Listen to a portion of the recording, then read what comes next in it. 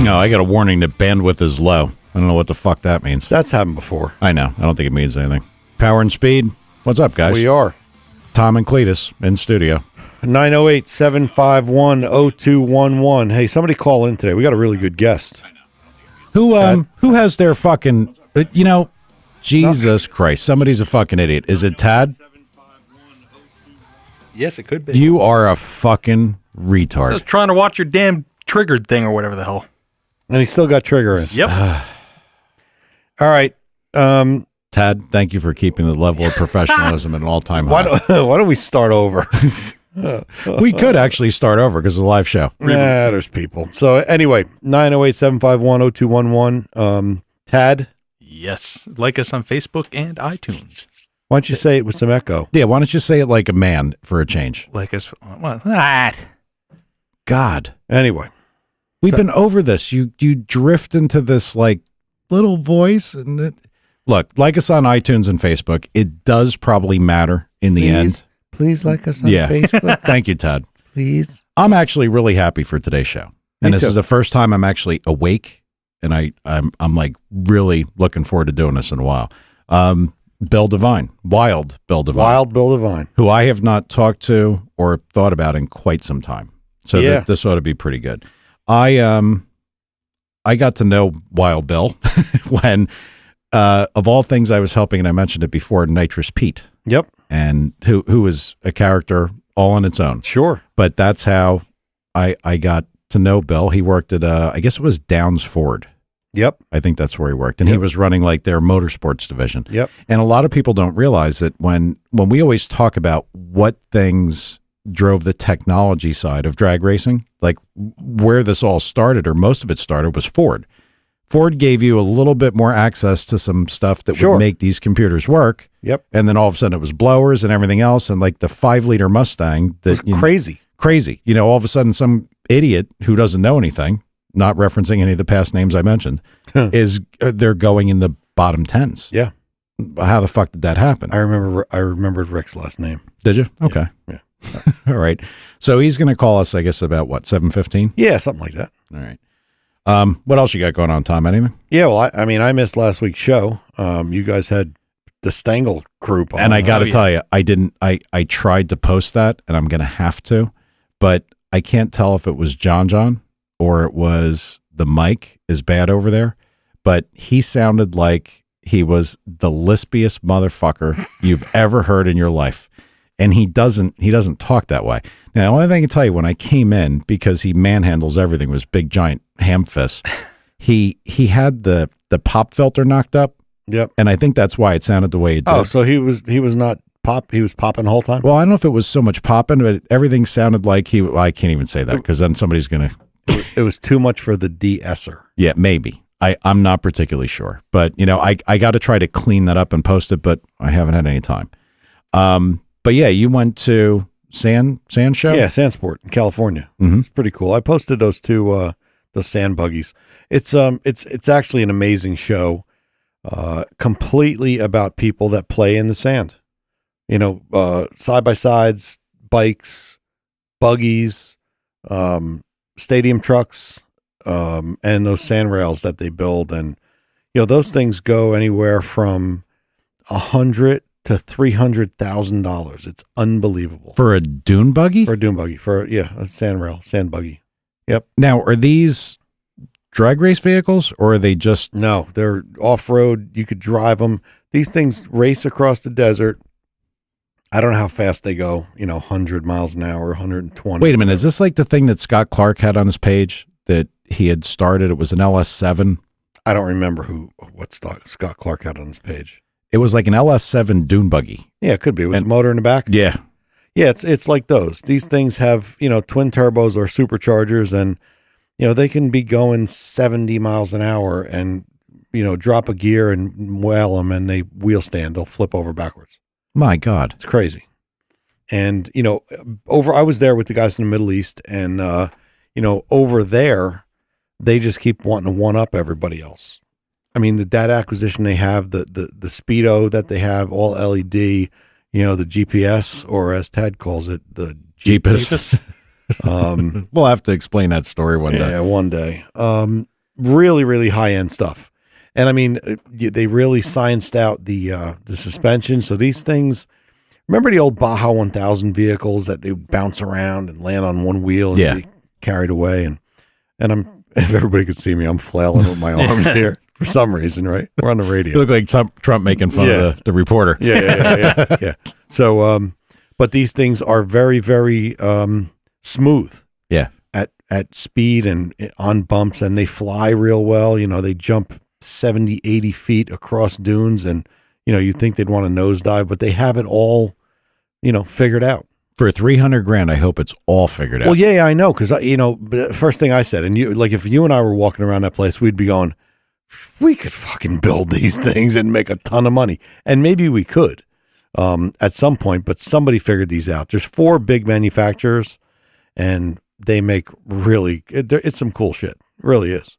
Sequential, 5 speeds, 6 speeds. There's got to be a chunk of money there. Because if you got like a Ricardo gearbox or one of the other gearboxes, I mean, I think they're like 10 to 15. No, they're more than that. Are they really? Yeah, they're using Albans, and they're using, there's another name, and I forget who it is, but yeah, they're $25,000. Wow. Yeah. So, but yeah, still, if the thing costs 300, you're a long ways away from 300. Yeah, that's what I mean. There's only one of them. You know, so if you got 35 in a motor, you got 25 in a trans, there's an awful lot of money left. It's all markup. Maybe it's more. Maybe it's markup. Thanks, Ted. Business 101. Thanks, buddy. But I mean, like, what would, you know, if you took could you do a motor for 35 with turbos? Okay, maybe no, but could you do one for 50? I don't know. I mean, it's an LS. Yeah. Well, the Nelson engines are like, what, they're 50,000 or more, aren't they? Yeah. So. I mean, a good Nelson's like 50. Okay. And he has those symmetrical turbo housings made. And they look cool as hell, by the way. We should have him on. Yeah. Okay. Do we know him? I don't know. You're the guest guy. Oh, yeah. I'm the guy that sits here pushing the buttons that light up. So I can tell you from a circle track chassis perspective that one of those chassis, because they probably have very little body work, right? Like what they got, like a belly pan and maybe some front, you know, sand protectors like around the driver. No, they do have some intricate stuff, but yeah, there's no body. Is it sheet metal? Yeah. Okay. Yeah, right. So it's not. Yeah. Chassis, $3,000 for nice stuff. I will tell you, all the arms on the good trucks they appear to be like billet aluminum. And they're big. Well, that's where the stuff could come in that we couldn't possibly. I mean, are the shocks $2,500 a corner? They could be. Yeah, they probably are. You know, but still, I don't know. But yeah, I know. But you do that. You go, okay, shocks, $10,000. A-arms, $10,000. Tires, $10,000. You $10,000 everything, and you're at $1.50. Yeah. You know, and you're like, well, okay, 300. Especially if you start pulling carbon fiber and stuff, you know. So they can really get 300 for those things? They do. Wow. And all I wanted was a Maverick X3 or whatever they were. Yeah, and I looked at, I forgot to send you those pictures. I looked at them. They're cool. I like the Yamaha one personally. They're just not as good. They're probably going to get better. That was their first one. Well, it's the only one with a sequential transmission. Right. I don't know how cool it could be with that CVT or whatever. They're goofy. Yeah. They're goofy. I always found snowmobiles kind of goofy because of that. Because they got for people who don't know how they work, they got 2 opposing pulleys. Yeah. And one shrinks and one grows to make, a gear ratio. Right. And they're off-putting. They are strange. Man, and that's from the racer mentality that you want to hear.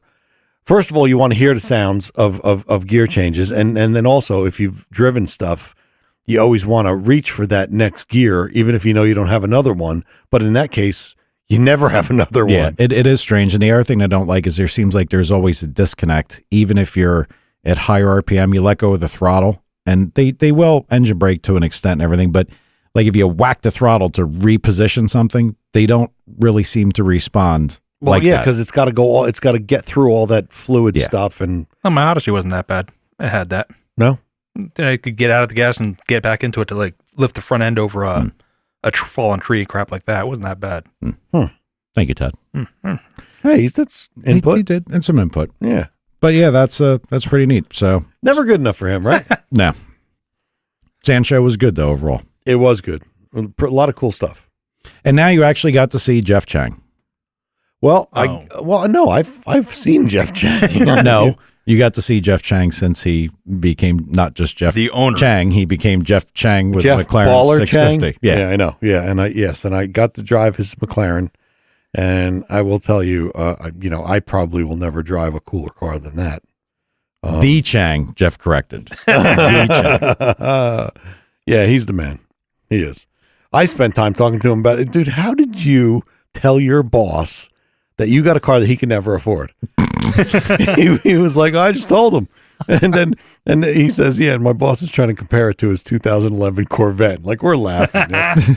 But by the end of the day, like the guy saying, so Jeff, can you take a picture of me by your car? Oh my God. Yeah, it's just funny. But the car's amazing. Say it's fucking amazing. Now I wanna list up a couple things that like the people from Top Gear said. I believe Jeremy Clarkson said of the MP4 that it rides like a Bentley. That's how nice it is. He said it's just amazing what it feels like to drive if you're just driving it. Well, you got to understand, I drove this thing for a couple miles only. And, there's so much, you're all excited and you never, like, I wish I would have had 2 hours in the thing. Yeah. I'm sure Jeff loves it because a couple of blasts that he took, it's fast. Mm-hmm. It's straight up just fast. Right down to Mexico, right? Yeah, we did spend some time in Mexico. I wish I would have, because you always need more time because you just can't take it all in that amount of time in a car like that. But I will tell you, it's very cool. Mike would just have to go through the Sonic drive-through and it's all said and done. I would. That would look pretty cool. You drive up, and that is his criteria. Right? That is does it have a side window that opens nicely enough to fit a large drink through? Because if it does, probably, then I'm in. Yeah, but it'd be depressing. Like the 19-year-old girls that Mike has an affinity for would be like, yeah. I like the yellow car better. I got that with my new Corvette versus my old Corvette. I'm like, that's nice. Yeah. That's nice. So the question that I really have is that from the little bit that you drove it, how's like the trans programming? Because this is not an automatic. It's essentially it's a wet clutch stick shift that the computer manages. Really? And how is it? It's unbelievable. Because you said the GTR, even from the factory, is a little clunky. Yeah. Well, and Jeff drove it in obviously in both modes, and then he put it in auto mode for me in the end. But it's they obviously spent a lot of time in calibration. Yeah, because the car, even in the little time that I was in it while he drove and while I drove, it's like driving a Ford Taurus that is obviously way cooler. But yeah, its mannerisms are extremely good. Yeah, that's like, the polish is good. Yeah, the polish is good. You don't notice the clunkiness that like the GTR or even the wet Mitsu. Mitsu has one of those in the Evo 10, same kind of thing. And I've never driven the Honda. I think the Acura has that now, a dual clutch deal. And I'm sure the Honda one is good, but yeah, the McLaren thing, it's they did all their homework. Yeah. I mean, they have a lot of experience in this stuff. Well, sure. Yeah. I mean, wow. So then one more thing, by the way, Jeff was nice enough he's got a track day I think it's at Fontana Speedway or maybe Irwindale Speedway. When you buy one of those cars, you get a free track day where you can go out and blast around. And he invited me out there to go do that with him. But unfortunately, I'm going to be in Florida at FL2K. I would have went. I got to tell you that my balls are probably a little too small to go sailing that thing around. Oh, I don't think I'm not saying that. No. I would have drove it like a woman. I mean, even if it was mine. Because let me just say one thing. Look, I do pretty good, but if I bought a $300,000 car, I don't think I'd be quite as abusive as I would be to the Corvette. Oh yeah, right. I don't think I could bring myself to do that. Well, let me give you this sobering thought. I get in, he says, "Okay, I'm going to pull over and you could drive." I'm like, "Cool." And he pulls over and we switch seats and I sit down, I buckle up and he says, "Okay, you wreck it, you bought it." I'm like, "Dude, I can't afford this thing. I'll be homeless." Wreck it, you bought it. You're lucky enough you can afford to sit in it. Yeah, I know. Yeah, that's I don't think I could do that. I really don't. But it was very cool. Super cool. All right, last thing I want to ask you. Yeah. Power delivery. Is it Alan actually asked this the Fudley. I don't want to answer a question that Alan asked. I know, but I'm asking you because for me it's pertinent information. Okay. Is Alan listening? I don't know. I didn't look. I renamed him Fudley Scroatmore, but I don't see him. That's too good for him. Does this thing feel like, for lack of a better term, it's a 3.8? Yep. Does it feel like a Grand National type of 3.8 where No. it's very dead and comes in? No. Or so it's doesn't feel like a 3.8 liter motor. It feels like a big motor. It feels like, I'm not going to say that because I know who asked that question. It feels like a car built by people that knew everything that they were doing. Yeah. Yeah, except the stereo. I'll tell you. Why, the stereo's no good? Terrible. Jeff said it. It wasn't even on, and I couldn't give a shit. You know what's so bad about that? I hate my fucking Corvette radio. All right, well, stop comparing your Corvette to the McLaren. No, I know, but I mean, that's something. Shouldn't that be an easy one? Yeah. Shouldn't that be the easy one? Shouldn't you just be able to go to anybody and say, I need a really cool fucking radio? Maybe not. Because in a Corvette, yeah, because Chevy makes a zillion of them. But the McLaren, there's a little square box. I believe he said it's an Android. So you probably a slacker radio. Or Complete failure. Yeah. Yeah. Is that what he said? No, I'm just saying if that's what it is, that could. Yeah. I mean, but, it's the radio. He did say it was a little bit uncomfortable driving it all the way to Vegas. Oh, wasn't he stuck in traffic that one time? Was he? Thought he was. Did he say that? Yeah, he might. Yeah, I have think he that. said it when he was on. But Well, still, I mean, 300 miles one way, and the car, I couldn't have got sick of that car. 300 miles, maybe 300 days. so your initial advice to me was that if I was going to buy a car, would you still go GTR made stupid, or would you buy that? Well, honestly, knowing the whole situation, I would still buy a GTR. You would? Yeah, because you could do it for less than half the money and be faster by a bunch. Okay. But it's nowhere near the car. I mean, the car's that McLaren. See, that's, but you see, going back to everything I've ever said, and I've said this all the way from, and our guest is on hold, so I'm not going to ramble too long. Okay. Everything I've always said, I want refinement, I want everything perfect, and I want lots. Yeah, but it is. The GTR is good enough. You just can't ever drive a McLaren before you own a GTR. That's what we say to all the circle track guys. My car's perfect. You wouldn't know perfect if it came up and bit you in the ass. Right. I want to know until as close to perfect as I can get to. Well, then don't ever plan on owning a GTR if you're going to drive a McLaren. Okay. Just drive the GTR first.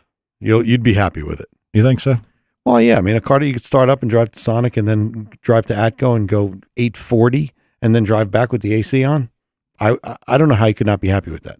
Boring, ugly looking car. Well, yeah. Wild Bill, are you there? I am here, my friend. God, how are you? Mike Truppi here. I haven't talked to you in years and years and years. Mike. Good. How are you? Pretty good, buddy. How about you? Hanging in there. Tom was nice enough to tell me, he's like, I know Bill really well. And I asked him to come on. He said, hell yeah. Thanks, Tom. Yeah, I was telling Bill I felt like an ass for not asking him sooner. But, Yeah, nice, Tom. Yeah, I know. Yeah, thanks. I blew that one. So I've been listening to you guys for a couple of minutes, and, it sounds like the Opie and Anthony show. Which one of us is Opie? I'd be the one that got fired. That's it. Well, I guess we'll take that as a compliment. So, It was. actually, I know what you've been doing for the past several years, so I'm going to kind of let Mike relive his Nitrous Pete days when you were smacking everybody around. So go ahead, have at it. Okay. Well, it was so funny. And I said at the very beginning that, the way that I got to know Bill was because there was a Ford gentleman up in the mountains. His name was John Kuzma. And he got involved with this guy, Nitrous Pete, engine builder, drag racer extraordinaire. And what I came to find out is that a lot of the information that Nitrous Pete had gotten came from somebody like Bill Devine, who always had he always had the correct connection with Ford, the way to get the proper information. And that's where all of these very fast fuel injected, like 10-second type streetcars started to come from. This wasn't possible. We've talked about it a million times. I mean, Bill, when did Ford actually start to get into allowing people to make these fuel injected things be what they could be? Well, that you're saying when did Ford allow it? Yeah, like when did, because what we always talked about it, like GM seemed like they released the tune port stuff, and the tune port stuff, they kind of wanted to keep everything locked up. But Ford said, if we can get the performance market to play with these cars, it will really help sales. And that's how it happened. And as you know, I ran a couple of motorsport stores for many years, Top 10, which was pretty cool back in the day. In '86, you know, the first Mustang that was legal in 48 states was fuel injected, and it didn't have a lot of capability. Fast forward to the mass air, and the industry started to get real busy, but, you know, probably right around that 89 or 88 era is when they started to release some parts, and some of the companies that were actually contracted to Ford to build parts for Ford Motor Company, OEM, were opening their own sidelines and selling performance parts. One was a mass airflow sensor, as you probably know. Mm-hmm. That company was directly related to the company that had the contract to build a mass airflow for Ford. Oh, so they knew right off the bat how it had to work if they were going to give it to automotive, you know, performance guys to make it integrate nicely with what was already out there. Yeah, a lot of the guys that were connected to that stuff that started businesses when I was in that motorsport game back when you and I were hanging out and everything was fun back then. You know, the reality was a lot of these businesses that got started knew somebody or they had a connection out of the back door of Ford, and it began to blossom a lot of different things. Wow. Cool. I didn't know that, because I guess the first thing that they did is they started with the mass air, like sample tubes and housings. And then I remember Company CMOs had those mass air meters with that sample tube, which kind of faked out the airflow to the electronics. But Pro-M, which is the actual company that a division of that company actually got involved and were the folks that did the mass air for Ford OEM, they had, you know, their meters were actually calibrated. So, you know, the actual electronics was actually calibrated for the size injector you were going to run in that car at the time. Mm-hmm.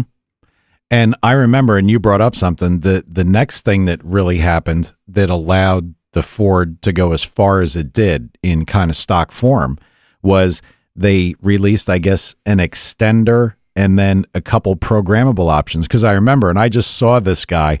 This is going back, like, I mean, think about it, Bill. I wasn't involved like in nitrous Pete or any of this stuff forever. My brother got into a circle track deal, and that was kind of, it's got away from all that stuff. So I go to New York Sports Club. One day I walk in, and somebody goes, "Mike, is that you?" Jimmy LaRocca. I hadn't seen him in like, Wow. like 10 years, but There's a name. yep, Jimmy is the guy that first had the programmable stuff from Ford, like kind of in this area anyway, that I remember. Yep. In fact, those extenders, I was a WD for Ford Motorsport at the time, working out of the Ford Dayton Ford, which doesn't exist anymore.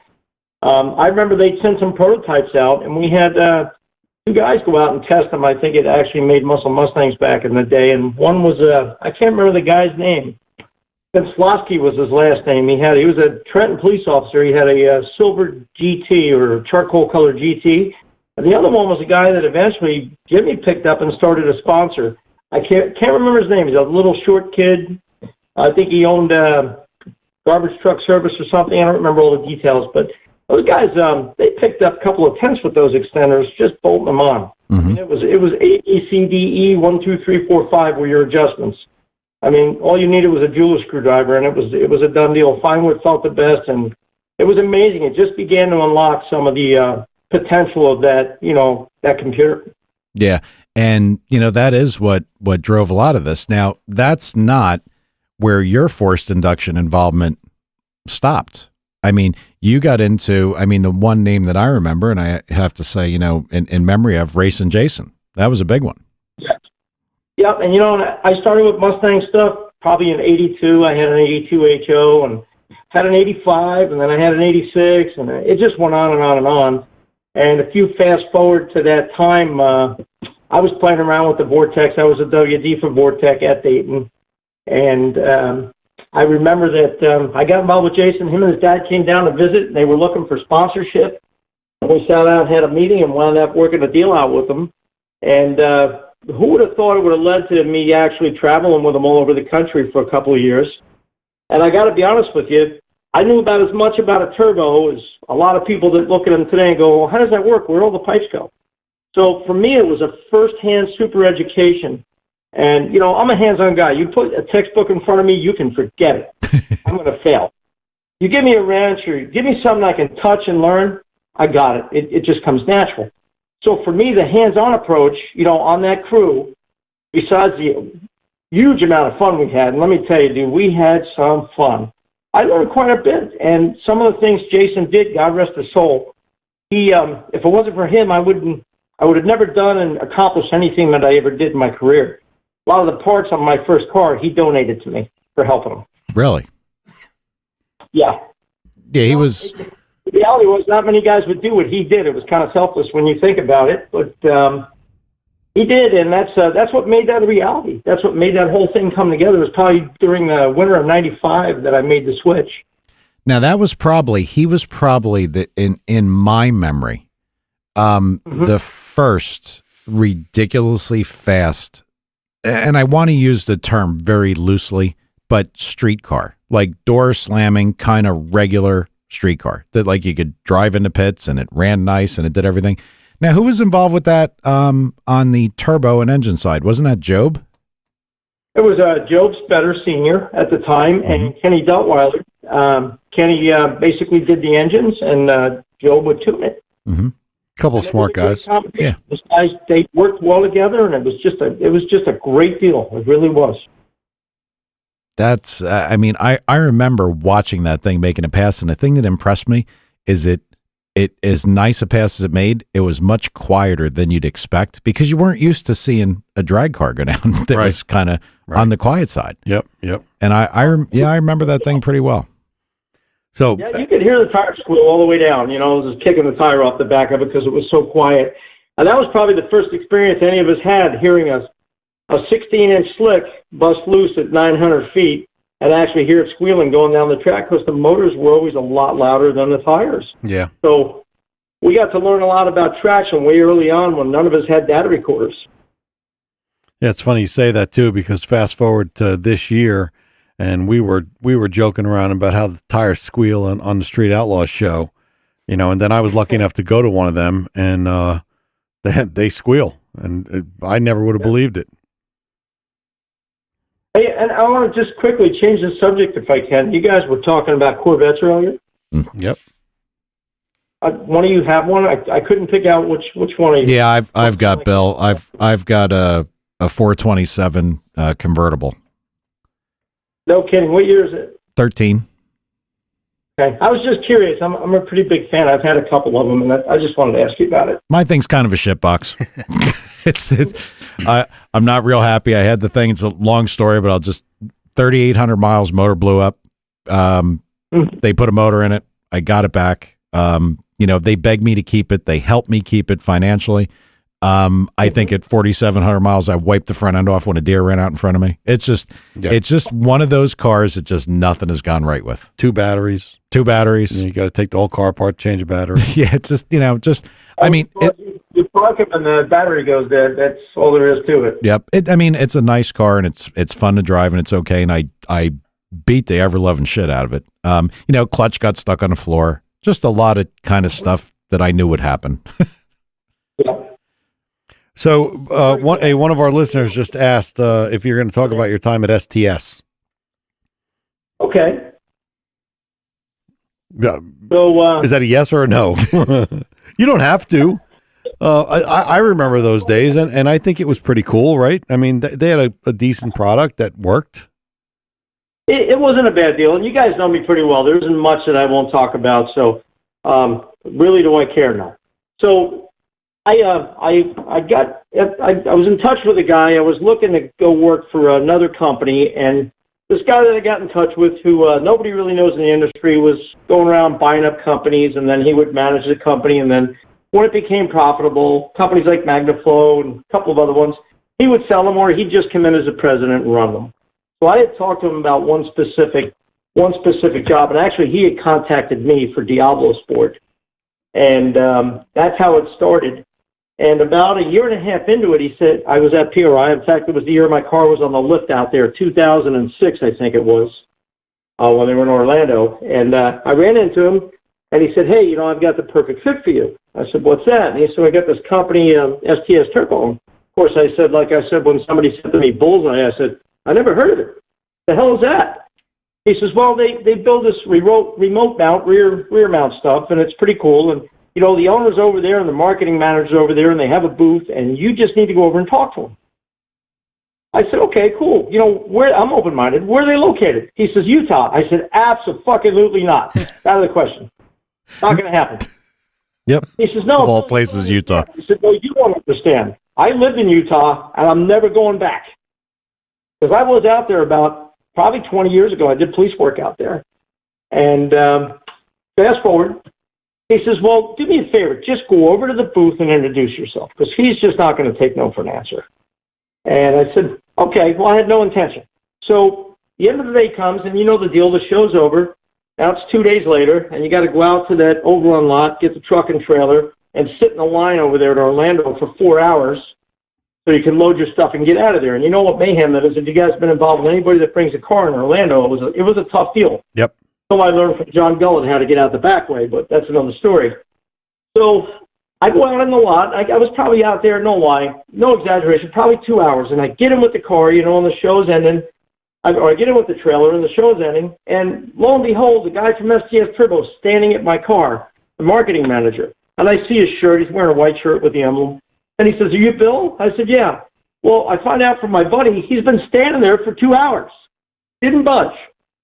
He says, you know, I'd like to talk to you. And I was just straightforward. I said, you know, I'm going to be honest with you, Davis, and I'm really not interested. There's no way I'm picking up and moving. I'm happy. My house is half paid for. I can go do what I want. If I want to work at 7-Eleven drag race all year, I can. So I'm really not interested. I'm not moving. I'm 50-something years old, and I just don't want to do it. So he said, well, can we at least keep it open? You know, can we keep an open discussion on it? I said, sure, not a problem. Well, don't think that didn't lead to a contract showing up in the mail. And, you know, as the guy Mike put it, he said, everybody has a price, and we'll find your price. And, you know, sooner or later, the money took over, and guess what? I moved to Utah.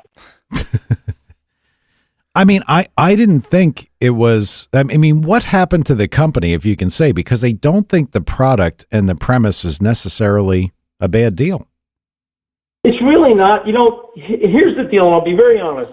The guy that created it, Rick, he's a hell of a good guy. Most, as you guys know in this industry, and it's one reason I've been successful, I've worked for a handful of companies where there's a very creative owner, but he's not a very good businessman.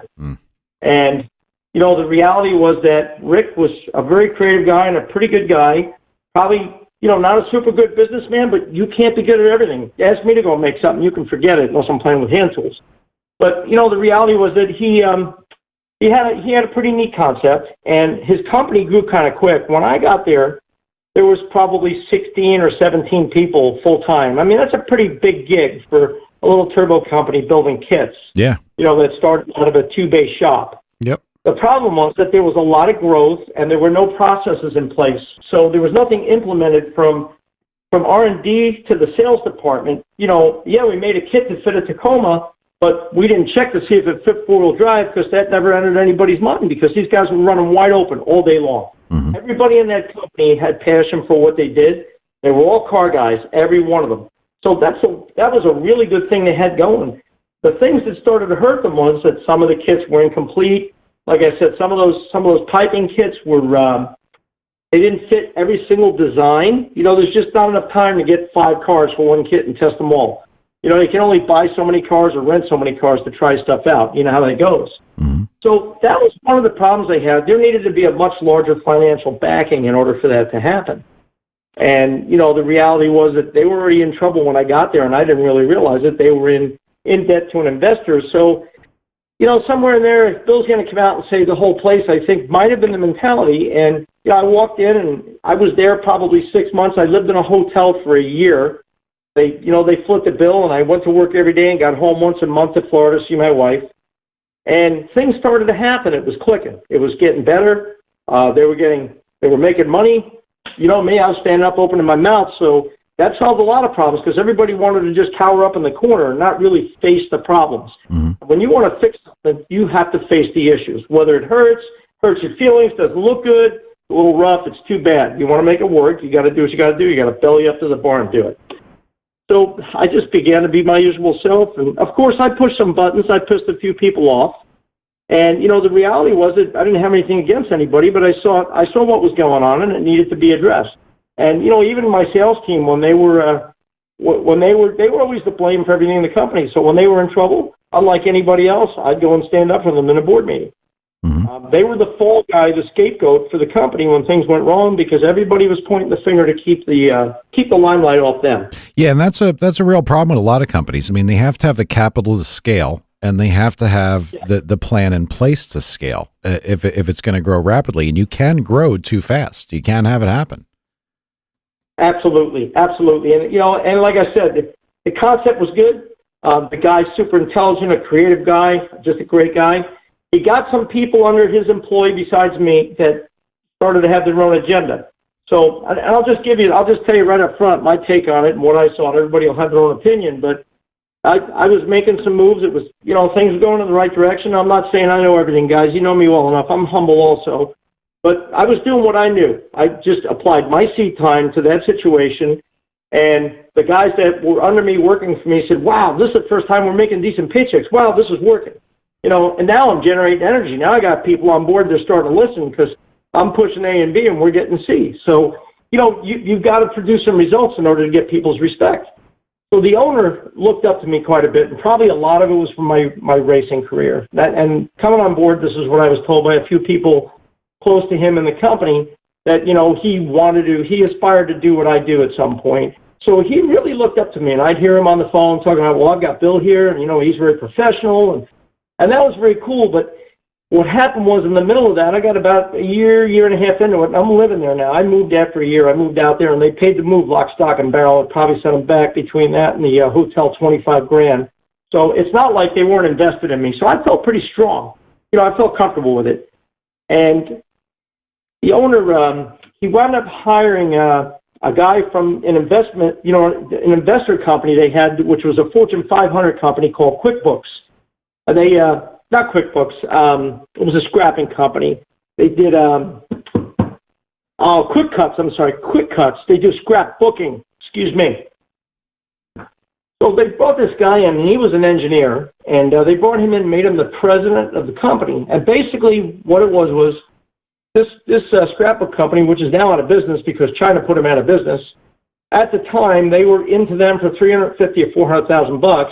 So they said, hey, we're going to put our guy in there because obviously you guys aren't doing it right, and he's going to run the show. Well, he had no experience. He didn't even know anything about a car. He was absolutely not a car guy. Now, you guys understand what I'm saying? Yeah, this is this industry, the automotive industry in general, specifically like the performance stuff.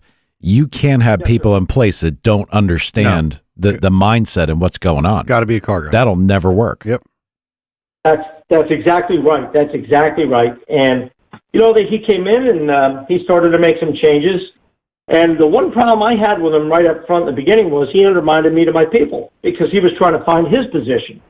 And of course, the few times that happened, I grabbed him and took a walk outside and had a talk with him. And I'm not saying I grabbed him by the throat or anything. I just said, hey, I don't appreciate what you're doing. And if you think I'm going to turn the cheek and look the other way, you're talking to the wrong guy. And, if you don't let them know, they'll keep doing it. That's the bottom line. So I began to see that, he was trying to make his own way, and I found a way to work with him. You got to work with your situation.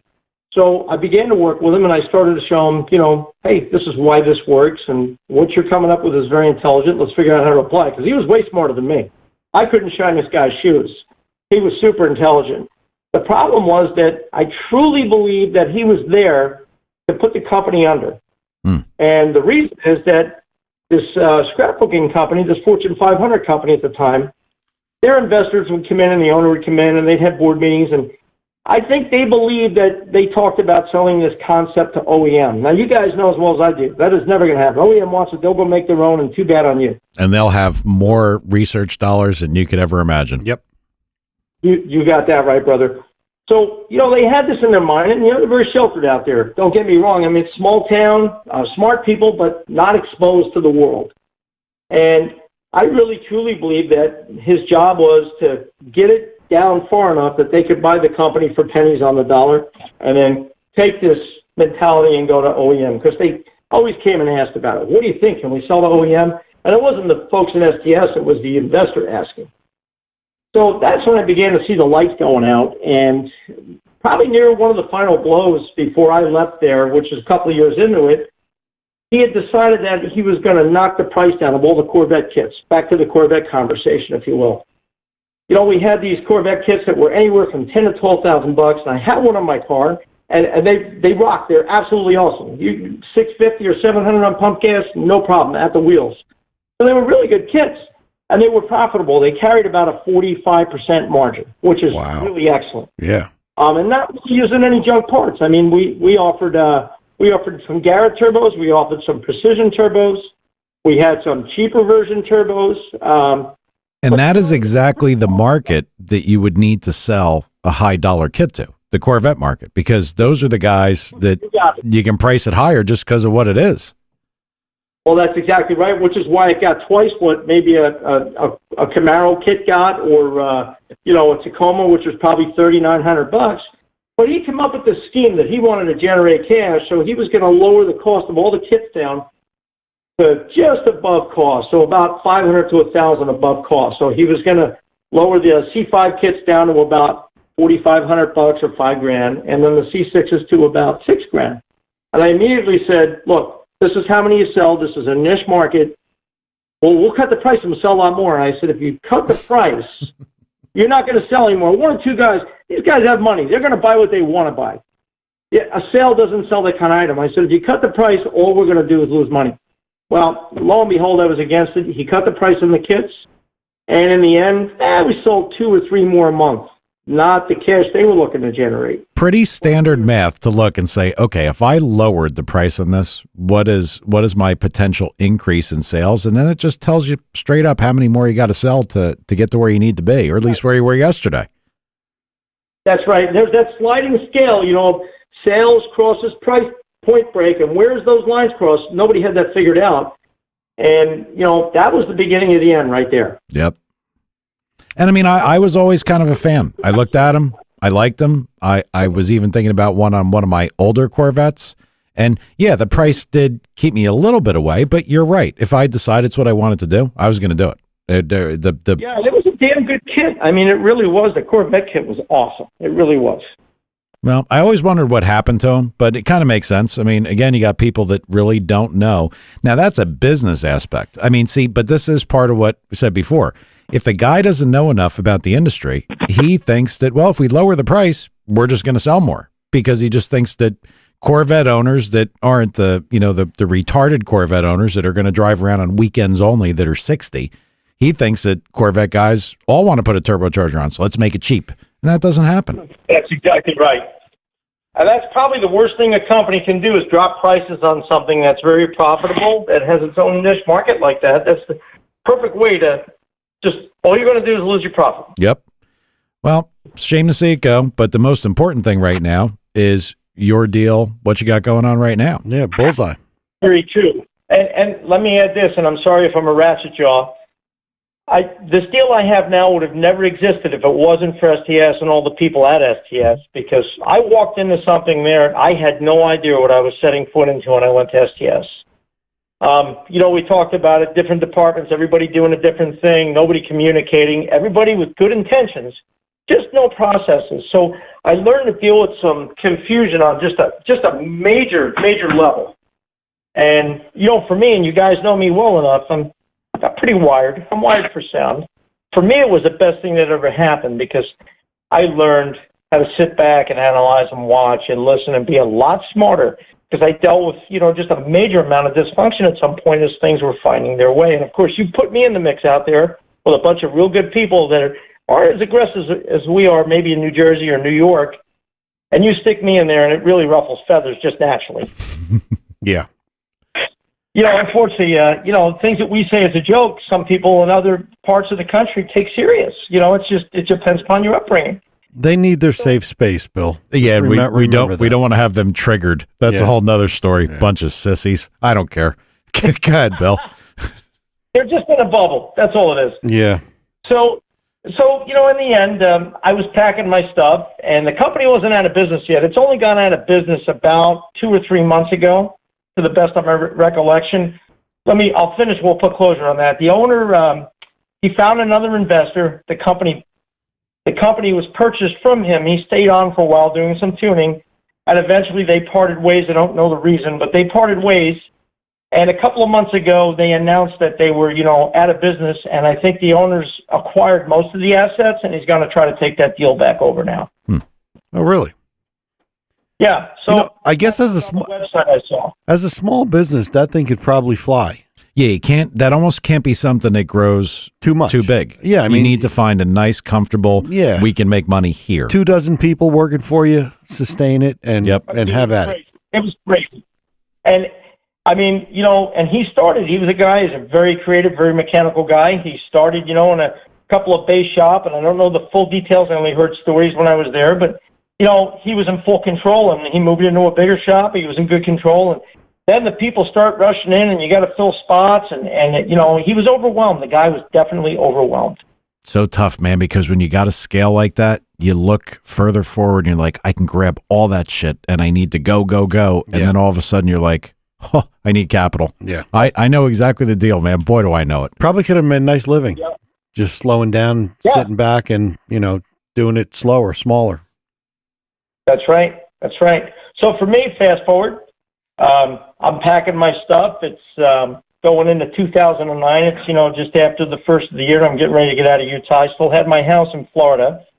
And the moving company's coming, and I get a phone call from a friend of mine in North Carolina. And some of these names. I know you guys probably know Rod Huck, Luke Presnell. Luke calls me, says, hey, what are you doing? I gave him the rundown on the drum. I said, I'm getting out of here. I've lost all faith in mankind in this damn industry. I'm going home. I'm going to take my stuff unloaded. I'm going to figure out what I'm going to do. I might take a year. I might not even go work for anybody. I'm going to sit back, figure out what I want to do. Maybe it's time to do my own thing. This way I can be in charge of my own destiny. And he says, well, I got this opportunity. You want to go to work for a real turbo company? And I said, what do you mean a real turbo company? He said, this company, it's the real deal. They're a manufacturer. And I said, what's the name of them? And he said, Bullseye Power. I said, what? I never heard of that. I mean, at that time, I think I was probably a pretty premier turbo guy still. I wasn't a has-been yet. So for me, I'm thinking, wow, Bullseye Power, I never heard of them. They haven't reached the market if I didn't hear them, because I at the time would look at everything. Clean slate. He says, yeah, he says, pretty much, yeah. And that's went through my mind, but I was pretty negative. I won't lie to you guys. And I said, you know what? Same deal. I'm just not really interested. And he said, okay. He says, I get it. Well, if you want to talk, let me know. The owner's sponsoring me. I'll have him call you. You guys can get together. Well, it was the same as the STS deal. He gives the guy my number, and the guy's calling me. And then the guy's emailing me. And I'm in the midst of moving. He's like, you need to come up here, and, we'll set up a meeting with our partners, a board meeting, and come in. And I'm thinking, this guy's full of crap. I looked on the website, and I wasn't biting. I really didn't buy into it. I didn't have much faith at the time after what I just, what I went through. So I kind of felt like, you know what? I'm going to pass on it. So I went home, and now we're 3 months into 2009, and the same deal. The guy's calling me, and, I guess they did some background checking on me, found out that I'm kind of a do what you say what you do guy. And they just had their mind made up, and I'm not that wonderful, guys, but they just had their mind made up that they had to have me. So it's kind of nice. It's very complimenting. They probably could have found somebody much better, believe me, but they wanted me, and same deal, contracts were coming over, and I had this attitude that it was going to be my way or the highway this time, because I feel like, the last deal, I got my feathers singed pretty good on it. It hurt me financially for a little while. Yeah, but Bill, that's to me, that's one of your assets. I mean, you understood the mindset of the people that were actually going to buy the product. You had a good handle on who these people are and what they want. Right. That makes sense. Yep, that makes sense. So, and maybe that's what these folks saw, because what I realized is they didn't have that. And finally, 3 months into it, I just decided it's my way or the highway. So I basically dictated that I wanted the deal. I wasn't moving. I was working from home in a home office, which I did from 2009 to 2013. And I wanted to provide and set the direction for the company. And of course they said, okay, whatever you want, no problem, which was pretty cool. So I made sure from that day till the day I became an owner of that company, as I always do, I did everything I said and said everything I do. I'm that kind of guy. If we have a miscommunication and you're mad at me, more than likely there's more to it than meets the eye, because I usually even take personal strain to make things right, because I'm a racer, I'm in the industry, I've been in that seat, and it's no fun. So you try to do the right thing. It's very difficult in our industry, as you guys know. So I took the deal, and it's really kind of funny. And if I'm talking too much, shut me up or ask a question. Well, we got a drop button. We can just tank you if you just. Yeah, just tank me. That's fine. What was that, Opie or Anthony? So the next thing I know, this guy shows up at my house with a motor home, and he goes, "Come on, get your car. We're going to the track." I go to the track, and we make some passes, and he's evaluating everything. And then for about 6 months, I'm just on the road. I wasn't home. Here and there, I'd fly home. We're in Texas. We're in Georgia. We're here. We're there. We're in Steele, Alabama. And I called my wife. I said, "Listen, I'm supposed to be a 1099 consultant for this company. I have no idea what my job is or what I'm doing. I know there's a paycheck coming, and I'm racing, and they're footing the bill on it. And that's what the guy wants me to do. So I'm just going to do what he wants to do, and we'll see where it goes." And, it took about a year, and I found my way. I started to come up to Michigan, which I live in now. I call it Alaska. It's cold as fuck here. I found my way with the man for about a year. I'd come up for meetings every couple of months, and we would travel, go to some races. We'd do some shows, and it was this kind of thing. And Mike and Tom, you guys both can relate to this. You ever build a motor for somebody, Mike, or they bring you something and it's so screwed up that you can just do something generic and look like a hero? Yep. Well, that's kind of how I felt. Like you said, I had the seat time in it, and I was doing things, and they were saying, "Wow, that worked. That's really awesome. Wow, that worked." I became a hero a little bit, but I wasn't doing anything that anybody else that doesn't have that seat time couldn't do. But I was providing a service that, virtually they didn't have. So in the end, by May 2013, I was offered an equal partnership, and I took the deal, sold almost everything I own and moved up there, or up here, I should say now. And, from a career standpoint, it's paid off. If I had to do it all over again, I'd do it over again. There's no politics. There's very little drama in the deal. It's about as straightforward as they come. I had a pretty good amount of time with these folks before I decided to take that risk and jump in the deal, and I knew what I was getting into on the front end. So let me ask you a quick question. Did you sell everything in Florida? You sold the house and everything? Yeah, all gone. Wow. So you're out. Yeah, I had to come up with, a good chunk of money too to get in the deal, you know what I mean, just to get started. So believe me, for a guy then, I'm 57 now. It was a pretty big risk. Yeah, sounds like it. So you're taking a chance. The economy tanks, and hell, I wouldn't pay this off the rest of my life. You know what I mean? But you know what, Bill? I know the economy can get bad and it can hurt the motorsport guys. But it seems like my experience has always been with most of the circle track guys is that it doesn't matter if they kind of have to rob a bank. They're gonna find money to do the things they want to do. That's the hardcore guys are there. Yeah, you're right. Yeah, they're there and they're gonna keep doing stuff.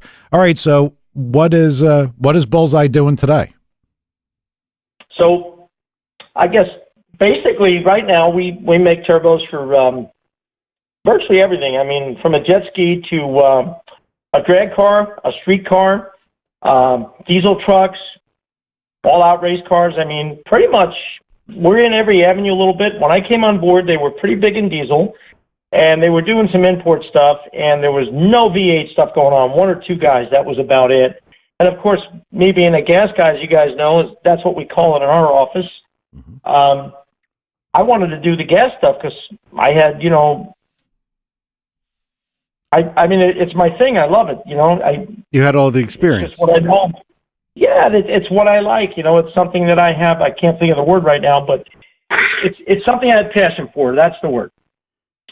So that's what I wanted to do, and I just began to, apply things and contact people I knew and try to get the ball rolling. And, now we're probably into that since 2009. And believe me, in 2009, 2010, 2011, I could call somebody up and say, "Here, let me give you this turbo." No, that can't possibly work. Can I borrow $5,000? Sure, Bill. Where do you want me to write the check to? I could borrow money from some of these guys that were good friends. I couldn't get them to try a turbo if I gave it to them with gold inlay. Did you ever give somebody one gold inlay? Yeah, Donald Trump. It's a legitimate question. Yeah. Trump! Hey, 9 o'clock's a debate. I know. Are you a Trump guy? I refuse to give my political view because I run a business. Yeah. Wink, wink. We'll nudge, take nudge. that as a yes. No, it's Good man. that's tough. But Here's what I'm going to say to you guys. You both know me really well. True. so You know exactly what I'm thinking. Yes. So for you to try to get people to use the products, it's tough because the one thing that racers do like to be is comfortable with everything they have. Well, yeah, you're looking at a company, guys say what I said. Bullseye, who the hell's that? So, they're looking at that, and then, the company's not branded. It's really still not branded. It's still got a long ways to go on that road, and that's it. It's a tough people. Well, So, they want to, like you said, be comfortable. on that branded note, we're not going to have time to talk about every little idiosyncrasy of the company. I mean, I know the stuff works, and and obviously you and I have had conversations in the last week or so, I'm proving that I believe in it, but I'm really a nobody too. But tell us about, kind of give us the short version of the Batmo wheel and, why it's good. Is it patented? Excite me about that thing. Okay, so I'll give you a quick rundown. I'm glad you said quick. You finally got the point across. Good job, Tom. Yeah, I'm good like that. Yeah, I'm pretty bright once in a while. So it started, when I started, we had cast wheels, and within a year we had developed some billet wheels.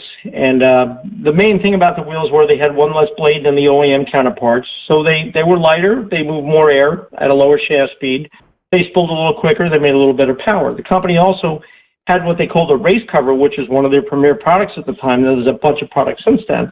Well, the race cover boasted a larger AR, a nicer volute, a better diffuser, same thing. You could put that race cover on some applications and actually have back pressure go down because it didn't choke the cold side, creating a turbine restriction, if you will. Fast forward, we got into the very first design of the Batmo wheel, and it's actually my partner, David. I call him the engineer because he's a mastermind. He developed it, and the idea of that wheel was to have more surface area in the same size hole, which is why the end of the blade's kind of squiggly, because you're adding surface area. There's been a big mentality on small hub stuff for a very long time, and there's a lot more to it than just the size of the hub. There's the air, how it enters, how the wheel pierces the air. There's a lot of other things going on besides just a small hub. And, I was forever met with, hey, why don't you guys shrink the hub? And I used to try to explain to people without giving away any secrets that that's not all there is to it. Anyway, that Batmo wheel went on a truck down there at a super stock race in Bradenton in 2011, and the guy put it on in the pits. Actually, Dave installed it on his truck, and the guy won the race. But the best part was that in that probably 7,000 or 8,000 pound truck, and I don't remember now, it's a diesel truck, he picked up over 2 tenths. I think it was about 2.5 tenths with the wheel on the cover. Wow. So that pretty much put Bullseye on the map, and some of the diesel guys that were testing that, nicknamed it the Batmobile. And I said, you know what? We need to see if we can trademark that. That's a branding name. We need to use that, and we did. And we were probably the industry's most knocked thing on the planet. Let me tell you, I'd never seen anything like it. I would say probably in the first 50 we did, there was probably 6 failures. You'd think there was 6,000. And half of those failures, I'll tell you right now, 3 of those failures were guys running nitrous that were told not to run it. 2 of them were legit, and the other one was another issue where they found a washer in the turbo. But that's a whole other story. In the end, the product started to shine. Some of the competitors, and I don't mean the big competitors, I mean some of the smaller diesel shops, were getting calls because because they didn't brand Bullseye. They branded Batmobile. It was branded. So nobody knew that we had it. Our competitors did. They're getting phone calls saying, you guys have the Batmobile? No, we don't have that. And guys would call me and go, if I get one more Batmobile call, I'm going to lose my mind. So it wasn't as instantly branding as it was not pretty good because it gave the competition a run, and that's the reality. Whether anybody liked it or not, that's exactly what happened. Fast forward, about a year and a half later, we came out with what was called a TCT, and that stands for triple compression technology. So what we did now is we added more surface area. How did we do it? Well, instead of having 2 layers of compression like a standard compressor wheel, it had 3. You had your first 3 blades, which stuck out beyond. There were 6, on the entry, but 3 stuck out 100, 150 thousandths further than the second three. Then you still had your splitter blades down bottom. Now we're getting into engineer stuff here, and it's not my strong point, but bottom line, that wheel moved even more air to lower shaft speed because through that particular diameter hole, whatever size it may be, we were able to move more air for each turbo revolution. Well, more air in, more air out, quicker spool, more power. So you run out of turbine. There were some engineers at the time when it came out that were, in a big company saying, that's not possible. You can only move so much air through a hole. And I said, yeah, you're exactly right, but do you know what that limit is? And the reality is, to this day right now, I'm not sure anybody still knows where the limit is on how much air you can get through a specific size hole. One more that came out, and you've probably seen on the website, is the NLX. That's a ball bearing unit that we have. And that shrink the hub mentality, Dave took it one step further when he designed that. He said, not only am I going to shrink the hub, I'm going to get rid of it altogether. I'm going to make blades from the tip all the way out to the back. So if you look at a picture of that wheel on the website, that thing virtually has no hub. It's threaded from the inside. It's put on with a special tool, and it's all blade. And I have a pair of those actually on my car right now. And I got to be honest with you, I'm just completely amazed at how much power they make and how quick they ramp up. They're really awesome. I feel like a salesman. No, that's Bill wanted to know about the company and the products. So yeah, that's, let everybody know. It's fine. Mike needs some turbos for his Corvette. Yeah. There you go, Mike. He's got to buy them anyway. At some point I will. When the time comes, you can put a call. Got to have Batmos in that thing. Yeah, might very well. Just to be able to tell the Sonic girls. Yeah. They'd be like, you're a geek. All right, you guys are talking too much. Yeah, sorry, Bill. Go ahead. You can continue. Yeah, all right. God, I got the floor. Can you just please be quiet for a minute? No, so the Batmo wheel has always intrigued me, and it does look cool. We're all looking at pictures of it now. And, you and I were talking the other day about its power numbers versus other stuff, so I got a little lesson, which is really cool, and I know we don't want to name names, but your contention is these things are, size to size, are as good or most times better than anything out there, correct? What I'll say, this being humble, they're equal to or as good at in most cases. Everybody's got a turbo that outperforms the other guy. So there's those cases. We had a 76 Ultra that was on Robbie Caruso's car, and he's a Jersey guy. You guys probably know who he is. Yep. And he tested that against some other 76s on the market, and back-to-back on the dyno, that thing made 50 or 60 more horsepower than anybody else's. Now, in a class where they're running 3-to-1 back pressure, and they're limited by turbine, and the guys make, 1,200 at the tires in that neighborhood, 50 horsepower is the whole world. Yeah. That's like 5 horsepower in a pro stock. They look for that old winner on the dyno. Well, listen, I'm going to throw something at you. Real quick, and I'm not going to ask you for a decision, but I'm sure you guys have some R&D pieces, and I am going to be in Florida in the next couple of months doing a video of a 2JZ test that we've done already. We did one a couple months ago with Real Street and Matt Scranton, and it got 313,000 hits. Wow. I'm not asking for a turbo to keep, but if you want to throw one on this engine test, just give me one of your R&D ones. We'll throw it on. We'll see how it compares to whatever we got on that thing, and send it back to you. Yeah, it could be good for you and for us. Yeah, I'd certainly be interested in that. I know Jay Mager out there for years, and I know both Matt and Jay Scranton really well, and have a good relationship with both those guys. So I would have no problem with that at all. Cool. That, I think it'd be fun. And actually, I'll invite you if you'd want to come down and be involved. It might be fun. I know Jay from Real Street. Sorry? I'd definitely be down with that. No problem. Okay. Well, we'll talk about that also. And that just came to me now because I just remembered I got to call Matt Scranton because, well, anyway, that's a whole nother story. But yeah, it'll be good. It'll be good to throw one on and see that they are badass, and you'll get a lot of views on that thing. We'll probably get 500,000 on this one. In fact, the guys at Real Street sell my product. I just talked to Jay at Trag Week, and one thing we do need to provide for them is a little better way to relate it to the other stuff in the market. it's hard for their salesmen to say, well, what does this compare to? Because they don't know the product. So I'm probably going to at some point wind up down there doing some product education. Well, I'll tell you, this video is probably your entry point anyway, because that's what they want. And listen, we'll talk off the air about this. I know those guys real well. In fact, Jay's buying a truck and up here in Pensy, and I looked at it. I drove it for him today. Yeah, I know the Real Street guys real well. So, but I was thinking more fun. But if it it's going to help you too. So it gets me out of the office. I'm good with that. Yeah, back to Florida, out of the cold. Oh, dude, I probably can't go to Florida. I won't want to come back here. Well, okay, then I'll go by myself. I'll send you a postcard. All right, do that.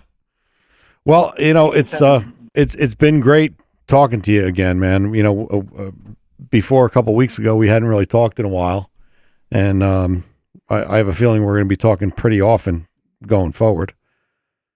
Yeah, I'm looking forward to it. I think it'll be awesome. Yeah. Hey, you probably don't notice, but we have another guy in the studio too that's with us every week, and I don't think he's made his word quota today. Has he said one word? Yeah, I did. I'm trying to think of somebody that Bill would know that could explain this guy. Explain Tad to Bill. I'm sure there had to be somebody in the Nitrous Pete crowd that was kind of like Tad, but I'm really lost. Yeah.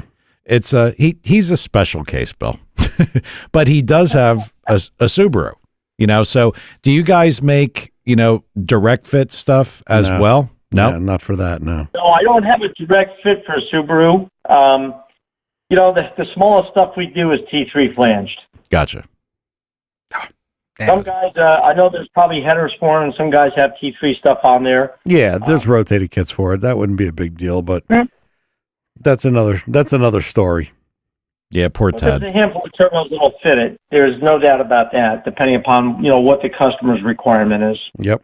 Well, I mean, Tad was around kind of from the beginning. He was like a high school friend, actually a grade school friend, and he was around with Nitrous Pete when Nitrous Pete asked the infamous question. I said, Pete, you got to put Jessel Rockers on here.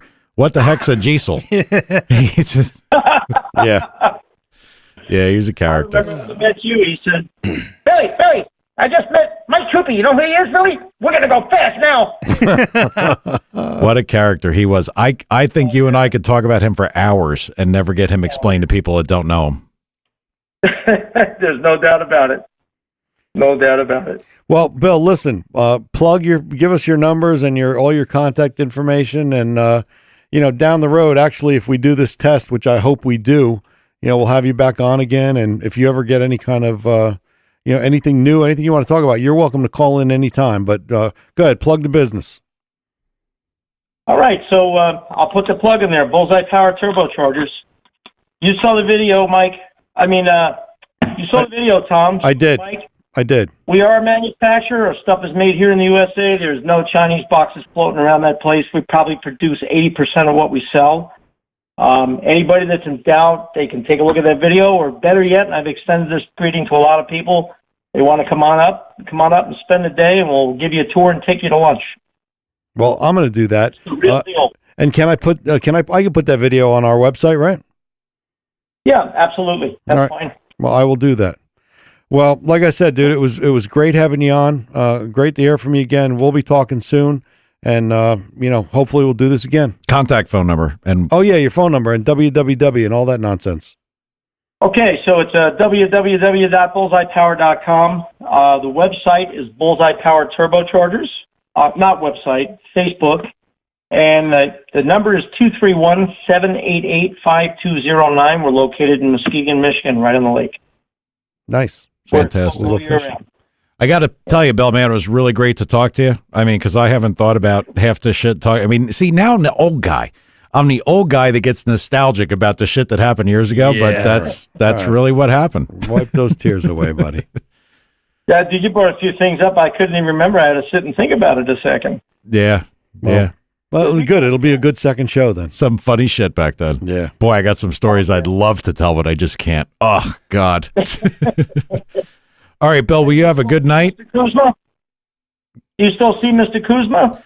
Yeah, as a matter of fact, he bought a brand new 2016 Z06 like the minute that they came out. Or what year did they come out? 15 or 16? I lost track because they put square taillights on, and I want to look at them. 16. Crickets. I'll be damned. I know you didn't hear me. I actually have a 16 I bought about 4 or 5 months ago. Oh, nice. Very nice. Yep. Well, honestly, nicest car I've ever owned. Yep. I talked to John at length about it, and because we had ran into each other somewhere, and or maybe he found me, and we started talking, and he was, as soon as he was going to buy it, he's like, I can get you in at this dealer. I got a hook. They have one left. And I'm like, nah, man, I'm going to hang out right where I'm at. I'm going to pass. But yeah, I do still talk to him. Wait, about 2 months ago. Yeah. I still talk to him. Good dude. He's still going okay. Very cool. You have to tell him I said hello, and I'll let you guys go before I ratchet you all some more. Well, hey, you're definitely going to be on again, man. So thank you very much. It's Wild Bill Devine, and we will talk to you soon, dude. All right, guys. Good talk to you both. Thank you. See you, Bill. Bye-bye. See that, Todd? Good to talk to you both because you don't open your mouth. They don't have no Subaru stuff, so. The one time you could have made the joke about what the heck's a diesel. You say it for no reason, like with people not even knowing. Because I had no idea that he was involved with the what the heck's a diesel. Let's not there's a Tad voice. Boy, I had so much other shit I wanted to talk about. Oh, yeah. Well, yeah. I mean, we could do a 4-hour show with him. Yeah. Yeah. Well, no, but I mean, not even so much with him, but just other dumb shit that happened, like my mom's pool. Oh, yeah. I mean, the stupid woman that got chased. There's so much shit we could talk about, but I'm just gonna. Well, we got to watch the debate, even though we're not a political show.